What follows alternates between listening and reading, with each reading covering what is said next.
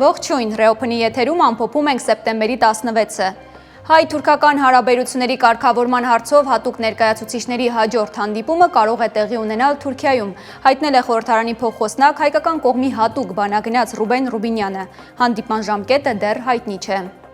Թրամփը հայտարարել է, որ ամերիկյան զինված ուժերը միջազգային ջրերում խոցել են հերթական նավը, որը ենթադրաբար կապ ուներ Վենեսուելայի թմրանյութերի կարտելին։ Սպանվել է 11 մարդ, առանց թմրանյութերի առկայության ապացույցների։ Իսրայելը հայտարարել է, որ Գազա քաղաքի գրավման գործողությունը Համասին վերջնականապես ջախջախելու ծրագրի մաս է, քաղաքացիներին ուղղորդելով դեպի հարավում ստեղծված մարդասիրական գոտի։ ՄԱԿ-ի հանձնաժողովն էլ Իսրայելի գործողությունները Գազայի հատվածում ճանաչել է որպես ցեղասպանություն։ Ամենայն հայոց կաթողիկոսը Վատիկանում հանդիպել է Հռոմի պապին։ Հայոց վեհափառը կաթոլիկ քահանայապետին է ներկայացրել Արցախայության հիմնախնդիրները եւ ռազմագերիների վերադարձի հարցը։ Նորին սրբությունը պոնտիֆիկոսին հրավիրել է այցելել Հայաստան։